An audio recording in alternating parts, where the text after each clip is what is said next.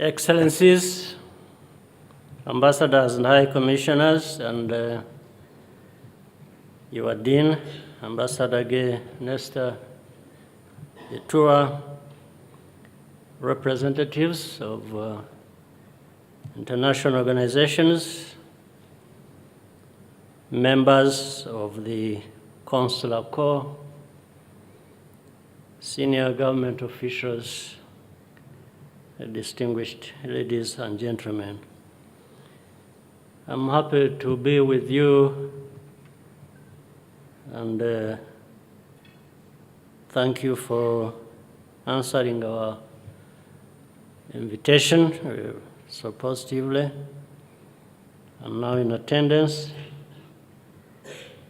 I welcome the new envoys who presented their credentials earlier today. I wish to always want to thank various partners through the representation we have here of ambassadors and high commissioners and other representatives. Every year we have this diplomatic community gathering, and I want to use this moment every time to say that it's not enough to say thank you. I think what we have achieved through our partnership is a lot more than just saying thank you. And it provides us with an opportunity, this gathering, to talk more to each other as to how we can take further dialogue and partnership in many areas of mutual interest. Evidently for the benefit of our people and the nations. Before I continue, let me take this opportunity to express our deep condolences to Turkey and through the ambassador who presented his credentials today for what is happening in the country or has happened, enormous loss of life and destruction of property, unprecedented. So, Mr. Ambassador, just to know that our country, like many other countries, have expressed, we are with your people, your country, and the leadership of your country. Now, after thanking all of you, which I really have to do and meant from the bottom of my heart for the partnership that has taken Rwanda this far, and having given our condolences, and having heard from our Minister of Foreign Affairs and the Dean of the Diplomatic Corps said many things, what has happened here in Rwanda and what continues to happen and what will soon happen. In fact, soon, next month we have another big gathering here, FIFA Congress, which in its own right is a huge event. Many others. So we are happy we can have people gather here for different things, and again, it's what we wish to see. As I continue to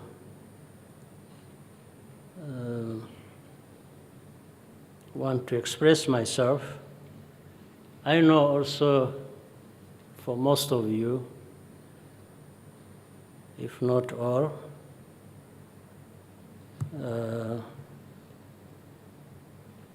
have many questions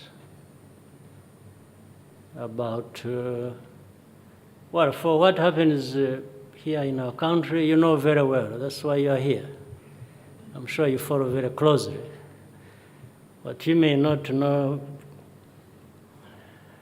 maybe in detail, but I also am not naive. You actually know that.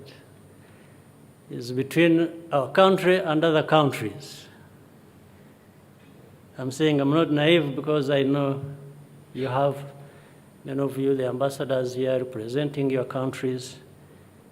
You have also your colleagues representing your countries in those countries that are close to us. So I'm sure you are well informed. Only, of course, the caveat here is maybe you are informed differently. The story about what is at the border, let's say, between us and Congo, has one version in Kigali and has another version in Kinshasa, depending on many things. So I'm not to go into that. But recently we had a summit in Bujumbura, Burundi. And this was to address the challenges we have in Eastern Congo and maybe Congo as a whole, but affecting all neighbors, I guess, but more the three neighbors of Congo, Uganda, Rwanda, Burundi. Again, of the three, probably affecting Rwanda more than the other two. But I don't want to raise it in that way of saying one is affected more than the other. That's not the point. I would just wish to indulge you in a different way for obvious reasons. So in our broad partnership, there are these things we have to deal with, which sometimes may even threaten what we have built over many years together with your support. Some of us have to make sure that doesn't happen. It doesn't happen here. Neither do we want that to happen anywhere else where you have partnership with other people. That is my starting point. But I don't know whether you share this with me, but I just bringing out as I feel and as I see it. I think in this room we do different things, but basically around diplomacy, many people are diplomats here. Others do politics, like some of us. It wasn't our first choice to do politics, but we find ourselves here in any case. What I have learned over the years politics and diplomacy are very strange things, very strange. I don't know whether it is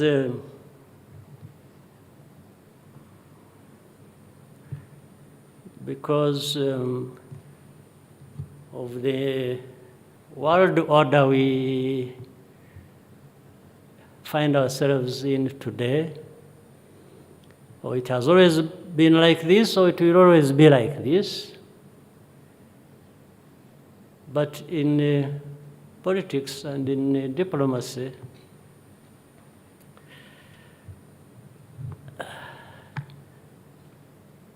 there tends to lack, or rather, people don't tend to commit to the truth, to facts, or evidence. It is only everything in between. You avoid the truth, there's avoidance of facts or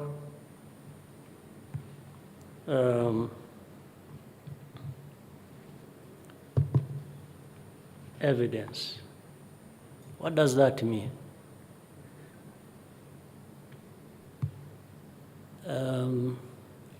So the truth tends to be a matter of perception, or is subjective.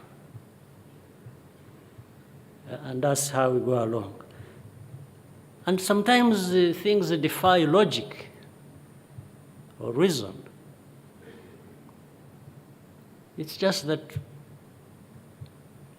you hear what I'm telling you, especially when it comes to big powers. That's why I talked about the world order.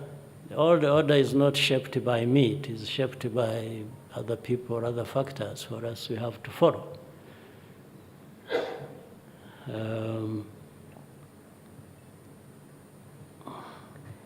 Let me pick one example I wanted to say. For what is happening in between us and Congo and within Congo and all the... And I'm raising this because every time, wherever I go, many people I meet, same questions keep coming up. I'm just talking about my personal experience. Others may be experiencing different things. I'm asked the same questions. I try to give the answers, but because I'm asked so many times, I try to give answers, same answers, but in a different way to see if the one asking, maybe who did not understand last time we met, by way of reframing or rephrasing what I'm answering, they may understand. But it keeps coming the same way. So what does this mean? And I want to build on that to give you an example. The problems between us, Rwanda and Congo, and happening in Eastern Congo, even if it involves other people. Now we are into it more than 20 years, between 20 and 25 years. And things keep happening of this kind we have today, almost in cycles, every 5 years. There is something that like this, similar to this. 5 years, we have something. 5 years, we have something. like the current situation we have was there 10 years ago, 2012. 2012, we had a similar situation. Handled differently, things different, but we had a similar thing, 10 years ago. So my question here is, look at what has happened. We have had a UN peacekeeping mission in Congo. Around that, for over 20 years. So it covers 10 years before that, and then the 10 years I have just said, that mark last year, 2022. So my question is, if diplomacy and politics have no problem, as I was suspecting, as I said, why would you have tens of thousands of peacekeepers in a place for over 20 years, costing tens of billions of dollars, and it keeps going. Nobody even says, wait, let's, because I think I suspected, if it is politics, if it is business, if it is diplomacy, if it is, normally what I would suspect would happen is people after time, they take stock. They say, wait a minute, 5 years we are running a mission. What are we achieving? What are we achieving? What are we getting for our money? What are we getting for the lives of our peacekeepers? Normal stock would be taken, and there you can recalibrate or do things differently the way you want. But thing just keeps roaring, irrespective of what is happening.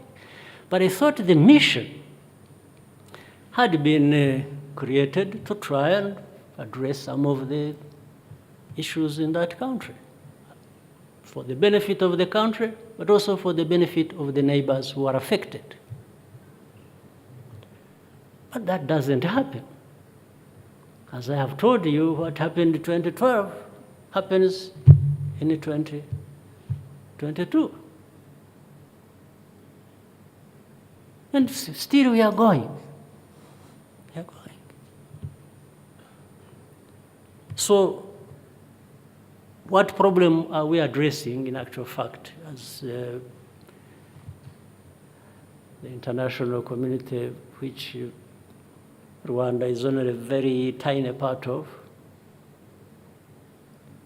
What do we want to achieve?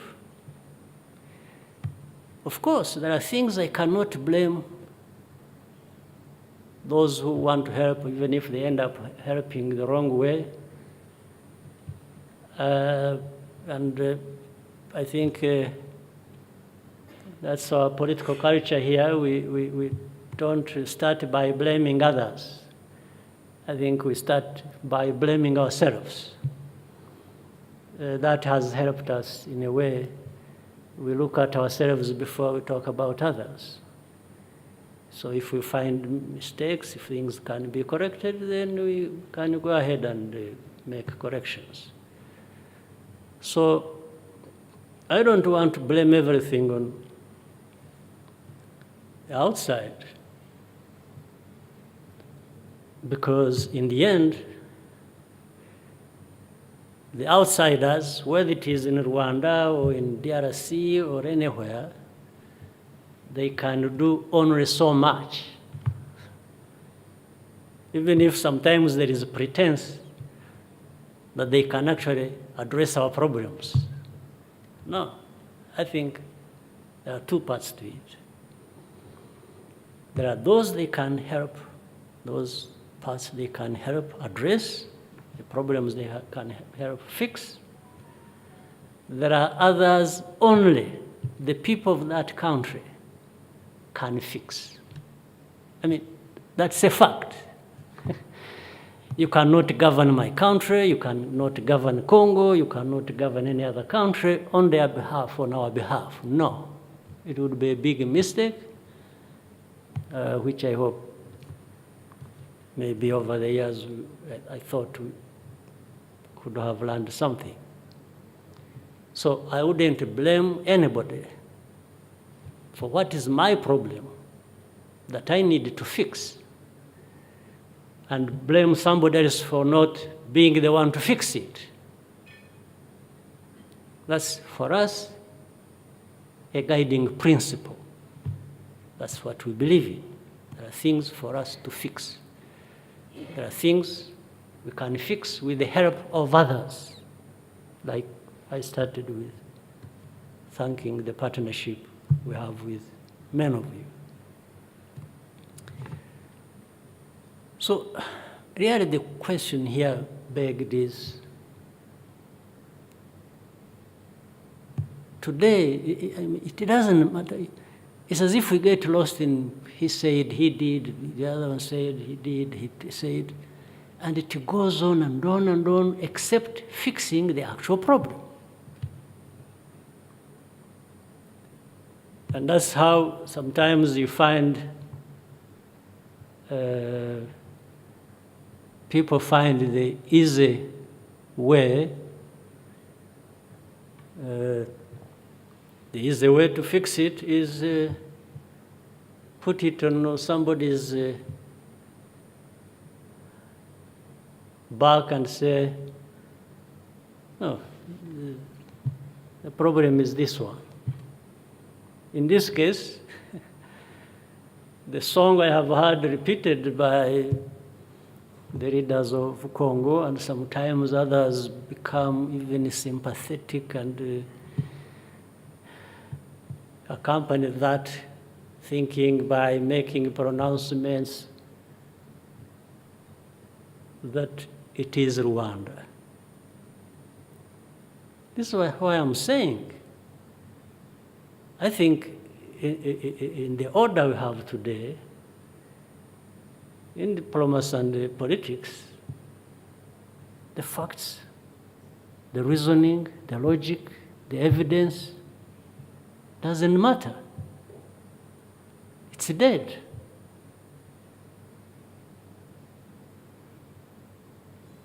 But here, let me tell you something. Even for those who think they are doing that because they must protect, they must do what, and their interests,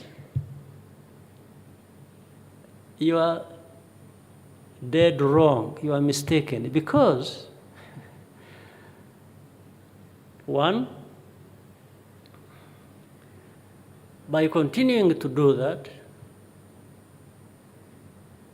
you encourage somebody to be unreasonable and not actually fix the problem they were supposed to fix. If you go to Kinshasa and blame Rwanda, like Kinshasa is saying, all you are doing is you are actually telling Kinshasa, you don't have to do anything. The problem is on the other side.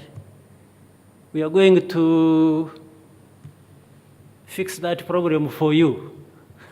We are going to raise that issue with those people whom you keep blaming, and we are here to accompany you.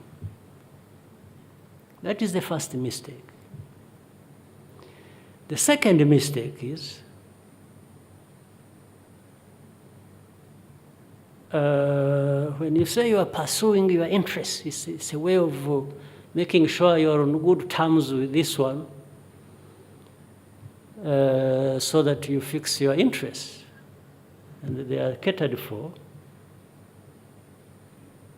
The big mistake you are making is this person has dishonored dozens of agreements he has made with the people, and you think he's going to honor anything about you? If including even this last time we were in Bujumbura, we discussed, he was the president, the leader was there, and his entourage. We discussed things, it was in the open, he participated, we wrote a communique giving people a sense of what we discussed and the way forward. The communique is read, but the next day, the opposite communique is read in Kinshasa. Now, can you tell me that so many of us and others far away are so deaf and blind to these facts?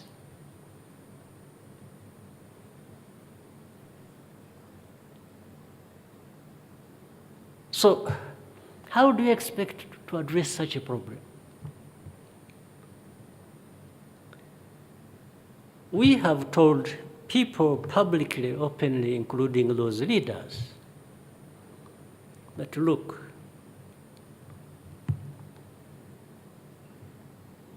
it's not enough. It has never worked anywhere. That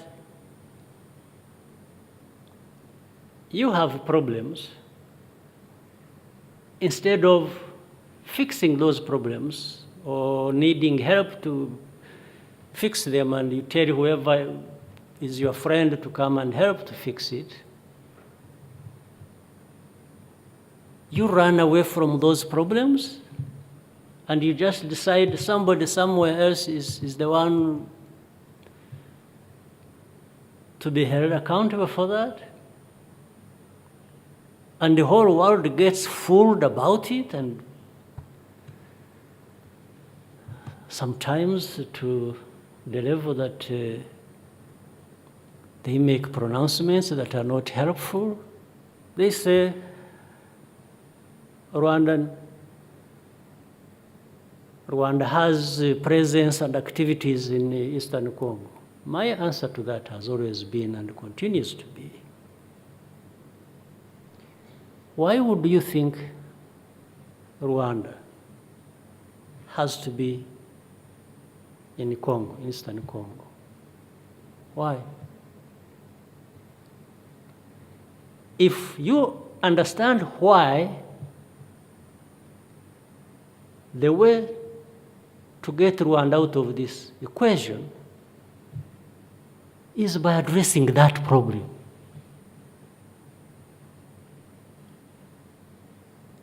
We have had the FDLR story, these remnants of genocide perpetrators, for the last more or less a generation. Close to 30 years. It's not a fiction. It's not a myth. It's not anything created.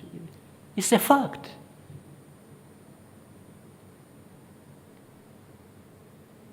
So I tell people, before you even get an answer from me as to what activities we are in Congo or about or not, you have to answer me why this problem is there. Why anybody would fire artillery across our border and kill our people? Why FDLR in 2019 in November would cross the border and kill our people in Kinigi and elsewhere? You would have to answer me why. I'm not even asking you to come and help me fix that problem. When they get across the border, we fix it. But why don't we fix that problem from the source? Why? Why are people ambiguous? And it's like when the issue of FDR comes up, when these questions are asked me and when I'm answering, I raise issues of FDR, it's like they want to escape. There is a story behind that maybe some of us don't understand. Does anyone in this world want to keep this FDR story going forever? Maybe there are people who want to keep it going forever. Maybe there are people who don't even care. It's their right. I have no quarrel with those. But boy, you are joking if you think some of us, Rwandans, who know the story about them, will ever agree with you. Anyone thinking like that is just absolutely mistaken. It's about us. It's about our lives. It's about our story. It's about our history. It's about our identity. It's about our existence. And nobody in this world is the one responsible for us. No, we are responsible for ourselves. There's no question about it. I keep repeating it.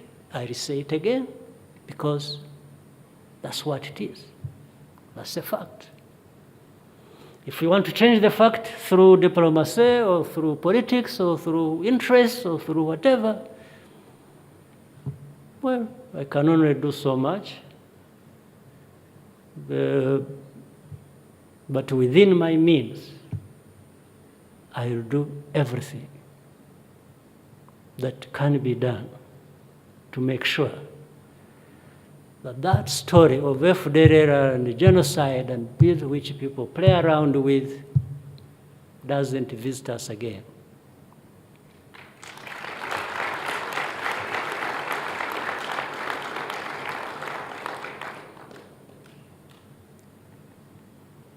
The rest, we can keep massaging the problem and playing around with it, and I don't know what to do about it.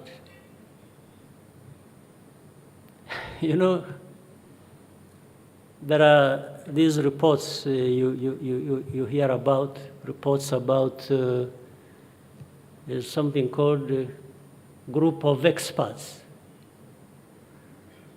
They make reports. Those who task them, one day add something else they should look at, what I've just said. Can't the experts find out for us why this story of FDR keeps going on? Why it has to wait until it even results into hate speech and killings and persecution that is going on currently? Can't they tell us the story? Who is behind the hate speech? Who is behind the killings? Who? What is the story of continued existence of FDR? Some experts need to tell us if they are worth being called the name. I know they are actually worth it. They have the capacity. But again, it's the politics, it's the diplomacy. So somebody with full expertise and knowledge and skill is just, you know, as kids, I was taught by when we were young, at school, by Indian children who were going to school together in high school, how to fly kites. Kites, So these experts are flown like kites. They just, no, I mean, sometimes the experts need to be experts and not be flown like kites.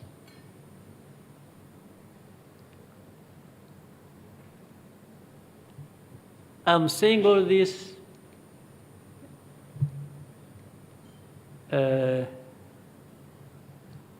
running into the risk of boring you, but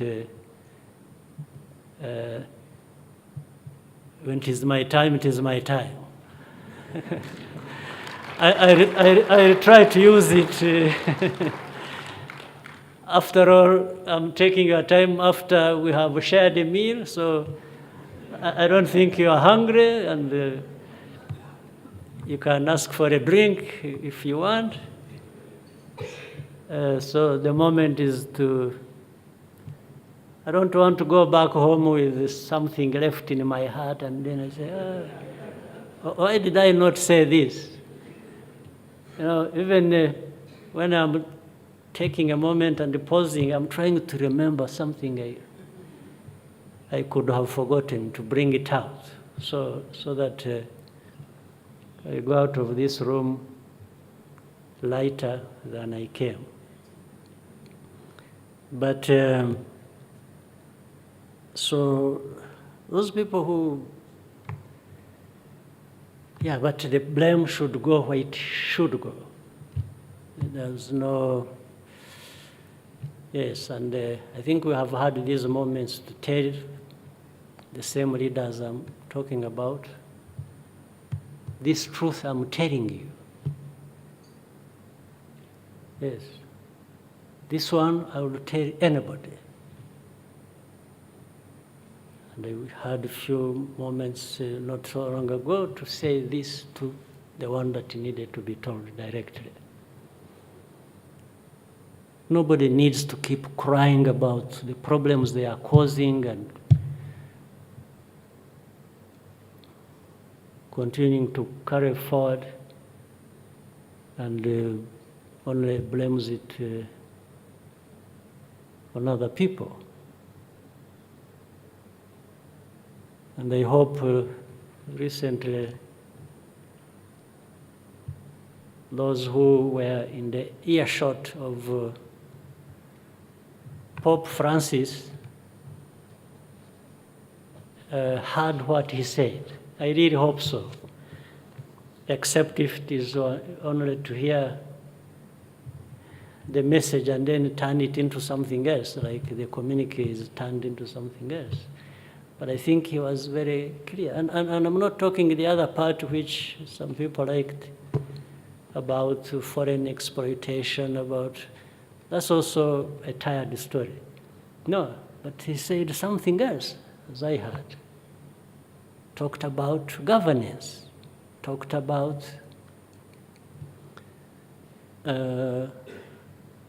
hate speech and so on and so forth, and the suffering of the people. And I think that message should have rang something in people's ears, if they are worth being leaders of people. And that's what is at stake. So please, you always bear with us. We always want to tell you things as we feel, as we think, as we see them, and step away a little bit from politics and diplomacy, and maybe wait later on to fight the battles that we have to fight, but for peace. I think everyone needs peace. And you could do us a favor by being mindful of what needs to be addressed, other than taking the easy route to addressing serious and complex issues as there. Finally, I wish you a very happy 2023, and hopefully as you go into the middle of it, we might see peace and prosperity that we so urgently need in this region. All the best to you.